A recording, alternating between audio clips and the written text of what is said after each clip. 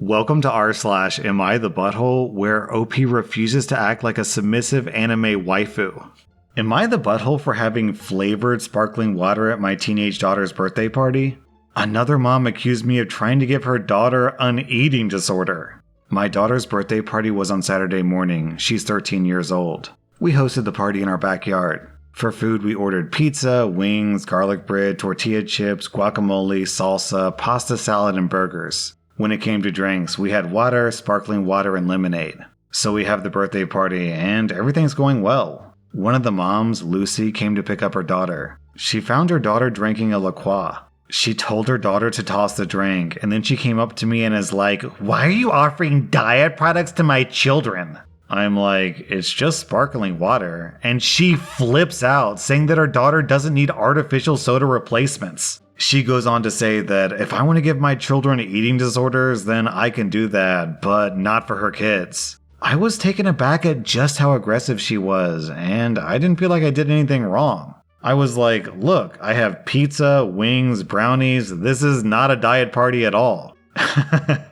She then tells me that I have no right to judge what is a diet product or not. She and her daughter both left. Also, she later posted on Facebook that some people are trying to push diet products onto children that aren't even theirs. For what it's worth, if my kids want soda, then I'm cool with them having it in moderation, but none of my children do. And it was just really odd for me too. Like, I've never heard of anyone say that flavored sparkling water is an artificial replacement for soda. Also, I didn't say anything to her because it was extra odd, but both her and her daughter were obese. So it's just extra odd that they're both accusing me of trying to give them eating disorders. So some of you may have wondered, why did rSlash laugh when he read the line? She then told me that I have no right to judge what is or isn't a diet product. If OP can't decide what is or isn't a diet product, then how can you get angry at someone and accuse them of trying to push diet products on someone else? Which is it, lady? Which is it? It doesn't make any sense. She's like, "Oh, brownies, pizza. You think you're qualified to say what is and isn't a diet product? Well, you can't, because no one gets to decide that." Meanwhile, she's like, "How dare you give my daughter a diet product? What is wrong with you?" It's like, lady, pick one. Is OP an evil, malicious, fat person hater who's trying to give kids eating disorders by making them ashamed of their body by giving them diet food? Or is she a complete idiot who has no qualifications to decide what people can or can't eat as a diet food? Because you can't have both because they're mutually exclusive, you big, dumb idiots. And for clarity, when I say big, dumb idiot, I don't mean big as in fat, I mean big as in dumb idiot, big, dumb idiot. Am I the butthole for not calling my husband my honored husband in front of his parents? I'm a 28-year-old woman, and I've been married to my husband, a 32-year-old man, since 2018. My husband is ethnically Japanese and a second-generation American. His parents are from Osaka. He kinda sorta half speaks Japanese, mostly just sentences that he's memorized, and his parents speak great English. On the other hand, I've lived in Japan for 3 years, so I'm conversationally pretty good. I've studied hard to get to the level I'm at, and I've passed level 2 of the Japanese language proficiency test. Not great, but not bad. Lately, my husband is super into me calling him Goshujin-sama, which can be translated to my honored husband. It's extremely unusual to call your own husband this, because it's usually reserved for other people's husbands as a respectful term. But it's kind of an anime/Japanese geek culture thing. I was okay with it in private because it makes him happy. Last week we went to his parents' house for dinner, and on the way over he asked if I could call him Goshujin-sama all evening. I immediately shot his idea down with a firm no, because that would be super embarrassing. His parents are native Japanese speakers in their 60s. I'm not going to subject them to what you'd pay a waitress in a maid cafe $20 for a cup of coffee to call you. To be honest, I don't think my husband really gets how the phrase is properly used, despite his insistence. He kept trying to convince me, reminding me that he's Japanese and knows what's proper, despite the fact that I speak better Japanese than he does. But I was having none of it. I just shut him down and tuned him out. We got there, and sometime into the night I called his name to ask if he wanted a drink. Despite him being in hearing range, he ignored me. I said his name again, and this time he looked at me, gave me this pleading shrug, and then turned back to the TV. I didn't get him a drink and just got myself one. A while later I said his name and he audibly sighed.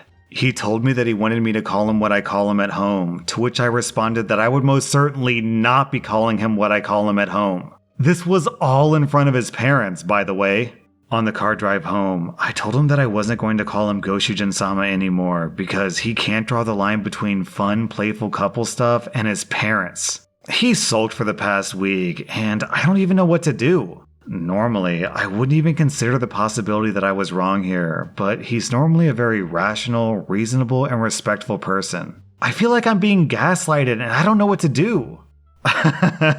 OP, Nani the f*** did I just read? It sounds like your husband wants you to become one of those ooh anime girls who notices his bulgy-wulgy. I mean, come on, if you want to tell your girl, hey, I like it when you call me daddy, then that's fine in the bedroom, but don't expect to do it around their parents. I mean, I can understand him sulking about you not calling him that name at all, because honestly, who doesn't want an adorable waifu? But to expect you to call him that in front of his parents is weird and completely unreasonable. OP, I say stick to your completely reasonable boundaries. I'm giving you 0 out of 5 buttholes. I'm giving your husband 1 out of 5 buttholes and 5 out of 5 bakas. Am I the butthole for blocking someone in after they took my parking space again? In our apartment, we're only given one specific parking space. It's been a challenge since both my wife and I have separate cars and finding parking on the street can be a mission sometimes. Usually, whichever one of us gets home first parks their car on the street so the other can park inside since there are fewer spaces in the evening. For the past couple of months, our landlady's girlfriend has been coming over and keeps using our parking space. And for some reason, only our parking space. Several times, we've had to come knocking to our landlady's door to move her girlfriend's car and she'd apologize to us. The girlfriend always acts like she's doing us a huge favor when we ask her to move. We've both talked to our landlady about this problem and she promises that it won't happen again. Last Friday, my wife was out of town for the weekend. I came home around 10 p.m. exhausted. I had just finished working a 12-hour shift and wanted to get home. Guess who was parked in our freaking spot again? It was super late, so cars were already parked all over the streets. This time I just said, F it, and parked right behind her. I didn't have the energy to go knocking at her door and wait for her to move her car. Sometimes they don't even answer. And I wouldn't be blocking anyone else, just her from being able to pull out, so I went to bed. Well, the following morning, the girlfriend came at me for making her miss her shift at work. She said that she was knocking on my door for a long time because she needed to leave, but she couldn't. She called me immature and petty when I simply could have gone to her to move her car. I reminded her that she shouldn't be parking there in the first place, and she left mad. My landlady again apologized and promised to make sure her girlfriend didn't do that again. But now she's not talking to my wife, and they're usually friendly with each other. My wife is not happy with me that I did that. Instead of creating conflict, I could have tried to find parking on the street or ask them to move like I usually do. But this time, I just got fed up and I didn't have the energy for it. Was I the butthole?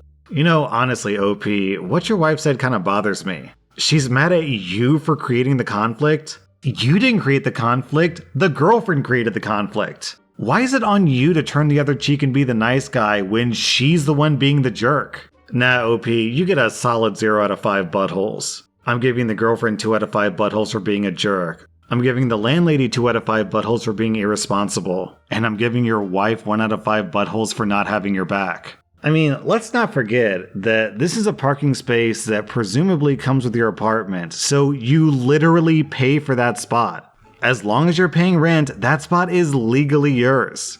Am I the butthole for exposing my parents' lies and damaging their reputation?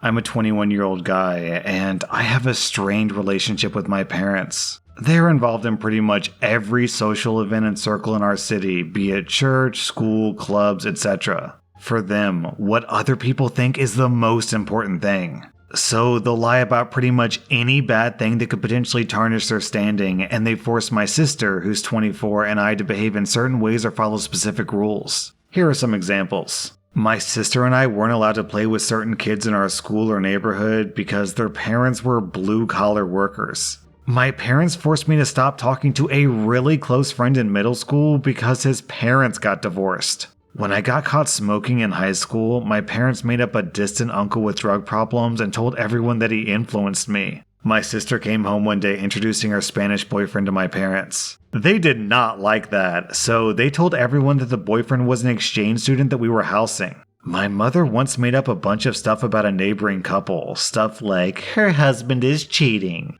and she does adult videos to pay the bills. Of course, she always claims to have heard it from someone else who heard it from someone else. Now, recently I was near my hometown visiting a friend, and I ran into the leader of a church group that I was part of. I was pretty engaged in that group, so we sat down for a coffee and talked about the good old times. He asked about my studies and how my fiancé is doing. I was confused and told him that I'm not studying and I don't have a fiancé. It turns out that my parents made up a bunch of lies to cover up the fact that I decided to go for an apprenticeship in blue-collar work and I turned out to be gay. One thing led to another, and together we discussed a lot of stories from the past, with me exposing more and more of my parents' lies. The results could be seen a few days later. My parents called me and very angrily asked me, "How could you do this to us? You ruined our lives. We can never talk to the neighbors again." I told them their entire reputation is built on lies and spreading rumors. That it's disgusting they even call themselves Christians at this point, and that I'm done being part in their little scheme. My sister later called me after my mom called her in tears. My sister's torn. On the one side she gets me. She's already gone minimal contact with my parents. On the other hand, what I did solved nothing, but it did hurt my parents. Nah, OP, it's not like you specifically set out to ruin your parents' reputation. Instead, you were just chatting with an old friend, and when they said something that was confusing, you were like, huh? What are you talking about? That's not you being a butthole to your parents, that's your parents' lies catching up to them. Ultimately, that's the problem with telling lies to people. For every single lie that you tell, if that lie ever gets challenged, then you have to tell extra lies on top of that to cover it. Eventually, the lies lead to lies lead to lies, and everything just collapses under its own weight. And that's what happened here, OP. They said a bunch of lies, and they weren't around to cover them, so when this guy talked to you, it all collapsed. OP, you get 0 out of 5 buttholes. I'm giving your parents 2 out of 5 buttholes. Am I the butthole for telling my wife, I warned you when our son got a lock for his room? So here's the problem. My son Simon, who's 16, moved out of the room that he used to share with his little brother and got his own room a few months back. Ever since then, he's been complaining about his mom barging in without knocking and interrupting his sleeping and studying. And sometimes she comes in when he's changing. I know that she's his mother, but he says that he's got his own room and has a job and is learning to become an independent adult, but doesn't feel like his privacy is being respected, even though it's just his mom. He says he's not a kid anymore, and he's entitled to at least get a knock on the door before she comes in. He was getting tired of her not listening to him, so he came to me and said, "Dad, you need to help me set some sort of clear boundaries with Mom." So I spoke to my wife and told her that she has to start knocking before entering Simon's room. She was like, "What? No, we're family, not strangers. Do you really expect me to foolishly knock on the door 5 times a day? That's ridiculous. And who knocks on doors in their own home?" I told her my family does, for instance. She made a face, then went on a rant about how my family hates each other, and the way that we treat each other like strangers is shameful. I told her, regardless of whether it's family or strangers, it's about respecting someone's privacy. We had an argument about it, and I told her that if she continued to refuse knocking on the door before entering, then our son would get a lock. My wife did it again. She barged in when our son was asleep, and he jumped up because he got scared. Once he told me this, I told him to go ahead and get a lock and pay for it with his own money, because there was literally no other way. My wife saw the lock and got upset at me. At the time, my brother was visiting me, and she started raising her voice at me, questioning if I really went ahead and got a lock for Simon despite her disapproval. She said that I caught her off guard, and that's not okay because it teaches our kids that they can manipulate one parent into doing what they want. I told her that, first of all, Simon got the lock, not me. And second of all, I already warned her about the possibility of him getting a lock because he was getting tired of her boundary crossing. So she should have expected this outcome. She mentioned the same points in her defense and said that locks mean secrets and that's not good. My brother was just watching her complain, and she began chewing him out when he asked her to let Simon keep the lock and said that it wasn't a big deal. My wife has stopped talking to both me and Simon until we remove the lock, but I have no intention of doing that. Was I at fault for my stance? Alright, I think this is a rare story where everyone sucks here. First of all, OP, you're violating one of the cardinal rules about being married. When you have a disagreement with your spouse, it's not you versus your wife, it's you and your wife versus the problem together. Your wife is right, you are undermining her authority. If you're gonna fight with your wife, then okay, fights happen, but don't put the kid in between you and your wife in your fight. That's just disrespectful and unhealthy. However, speaking of unhealthy, your wife has a seriously messed up view about privacy. Everyone deserves some privacy, even teenage boys. In fact, especially teenage boys. If your wife keeps barging in on your 16-year-old son's bedroom, then eventually she's gonna see something that she wished she didn't see. So I'm giving you 2 out of 5 buttholes, OP, and I'm also giving your wife 2 out of 5 buttholes. I think I'll give your brother like 0.5 out of 5 buttholes for getting involved in something that's not his business. Simon, however, gets a solid 0 out of 5 buttholes. It's perfectly reasonable for a 16-year-old kid of either gender to expect privacy from their parents. That was rSlash AmITheButthole, and if you like this content, check out my podcast where I publish the exact same episodes. Also, hit that subscribe button because I put out new Reddit videos every single day.